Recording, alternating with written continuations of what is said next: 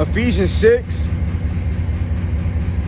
and verse 14, stand therefore having your loins girded about with truth, right? So that's one of the pieces of armor, truth.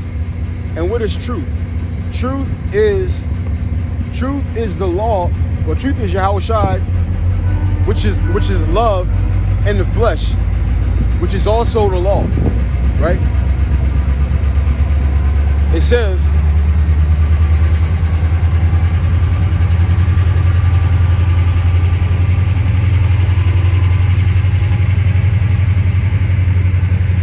and having on the breast. Now, when I say the law, I mean the law that actually matters, right? Because the Lord is, these instructions are telling you to put this armor on, right? Because it matters. It's detrimental in trying to beat Satan, right? So, like when I say the law that matters, like for an example, when you look at like the dietary law, you're not going to get salvation by the dietary law, right? You don't get points for keeping the dietary law, right? It's like imagine a female. You cheated on her one time. It doesn't matter how many times you stay faithful to her after that, she's going to still always remember that one time, right? And that's kind of like with God in a sense of, with the dietary law, like that's been, if any law that you've broken, like a work of the law that you've broken, there is no salvation through that because you already broke it, right? You already broke it. The only way to get out of here at this point is through love, right? That's the only law that you can mess up in and still get salvation, depending on how you do it, right? Depending on how you do it. Like for an example, if you're going around and you're abusing love in a sense of you're like scamming people out of money, right? You know God is real. You believe, you know about God. You know about everything, but you decide you still want to scam people for money because you want to give into your own fleshly desires, right? That's something that's like a total different thing than if you mess up by, let's say, somebody pisses you off and you get into an argument or a fight with them, right? That's a whole different matter, right? Because obviously if you get pissed off and you want to fight, that's not premeditated. You're stealing from people, taking their money, that's premeditated, okay? The Lord, he obviously, he's not an idiot. He's not just going to just straight up say, oh, well, you did that wrong, so you're finished. He's obviously going with righteousness, a righteous judge. He's going to weigh things, right? He's going to weigh things. That's why when you read in Luke, I'm not 100% sure where it's at, but when you read in Luke, it tells you that, matter of fact, not even Luke. You can go to, it's in Acts. It tells you that the Lord is going to have mercy upon the sinners that were sinning horribly, but they did it in ignorance, right? He's willing to overlook that. If they repent, he's willing to overlook that. That's going to show you the Lord. And when somebody is doing something, he's looking at intentions, right? He's looking at intentions. It says, wherefore take, Ephesians 6 and verse 14, stand therefore having the loins girded about with truth, which is the truth is the law, the love of the law, right? Which is also Yahushua, which is love, right? It says, and having on the breastplate of righteousness. But back up for the truth for a minute, right? So the truth, we know scriptures tell you that the law, it tells you in Psalms that the law is thy truth, right? And we know also Yahushua is truth. And Yahushua is also love. We know this, right? Now, when I say things that matter in the law or the truth is love, what I'm saying is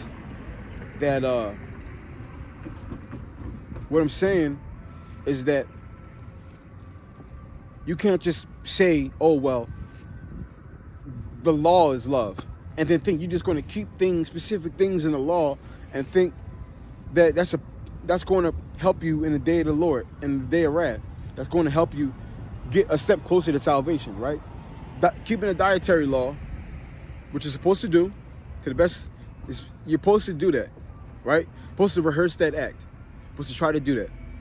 But that's not going to get you salvation, right? They tell you in Deuteronomy 10 and 12 that some of these things that we're doing is for our good, right? Like for an example, adultery. You commit adultery, chances are you're going to get an STD. Chances are death is going to come upon you some way. Maybe a angry boyfriend. Who knows, right? Matter of fact, just a couple months ago, I can't say this happened, just speculation.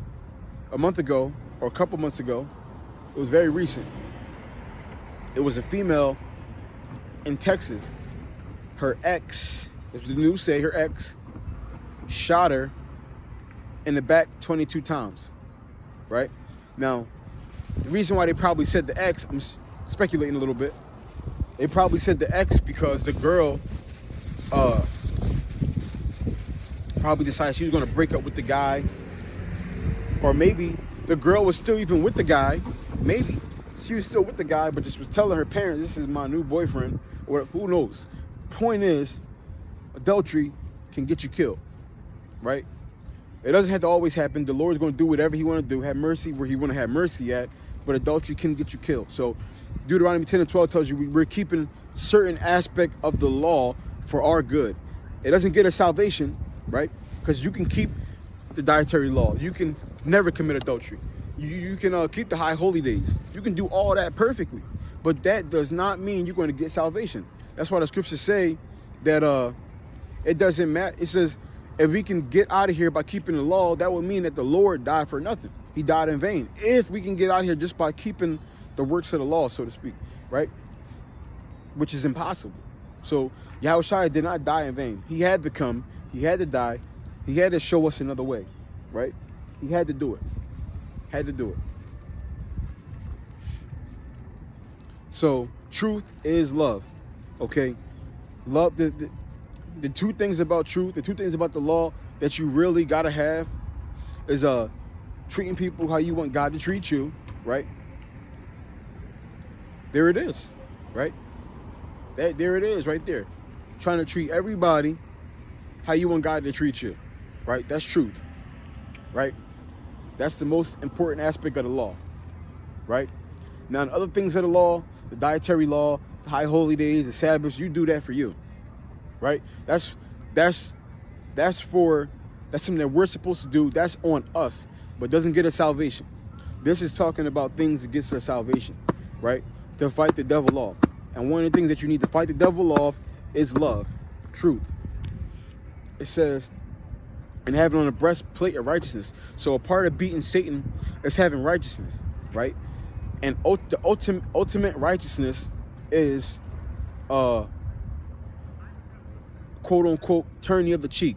That kind of, not rendering evil for evil, but good for evil. That's the ultimate righteousness. That's one specific thing that I always take away from righteousness, just like give you an idea of it, right?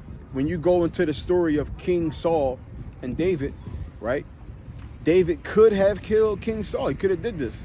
The Lord, Yahweh Shem Yahushai, he gave it the green light. He put it in King David's hands to see how he was going to rock with it, right? But what did David do? David showed him mercy, right? Showed him love, right? Let him live. And what did King Saul say? He said, you're more righteous than me, right? He said, who's going to let their enemy just go away without even hurting them after they've been trying to kill them, or their enemy in general? Who's going to just let their enemy just go away, right? Who's going to do this? He said, I know you're going. He said, you're more righteous than me. He said, I know you're going to be king, right? I know you're going to be a king, because this is how you deal. You deal mercifully, right? You having compassion, right? You're able to forgive. You're able to let things slide, right? So that's another thing you need to, that's one of the other things you need to defeat the devil. You gotta have righteousness. You gotta be willing to let people slide, right? You gotta be willing to be the so-called bigger man, because that's what King David did in that point. That's another thing he did. Be the so-called bigger man.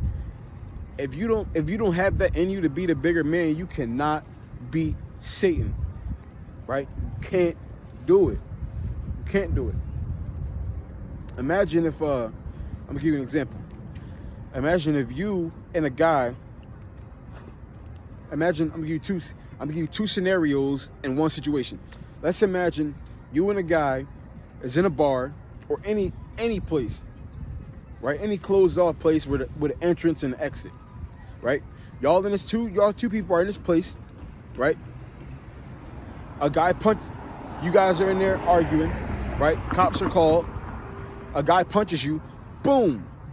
He punches you. You get hit, bow. You got two options now. Hit him back or let it slide, right?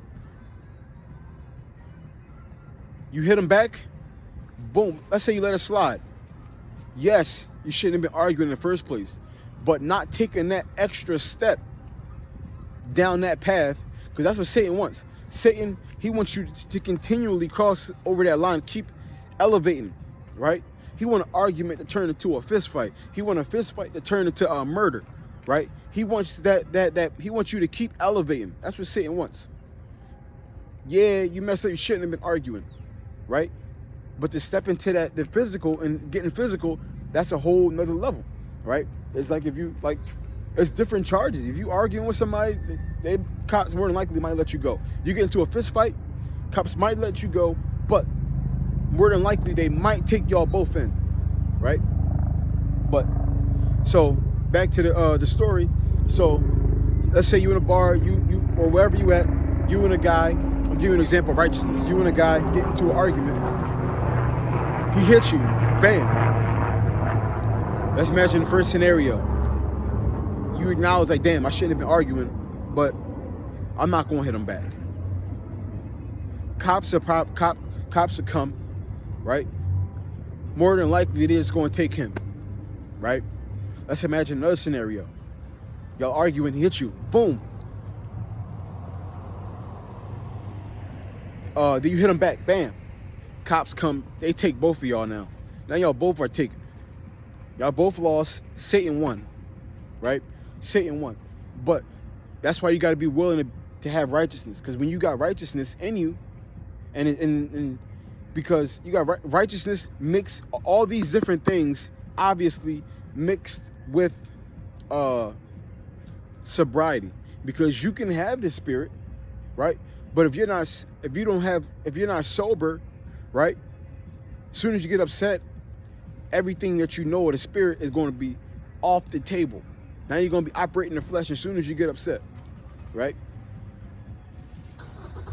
So you got to try to continually remain spiritually sober, not let spirits affect you and move you negatively.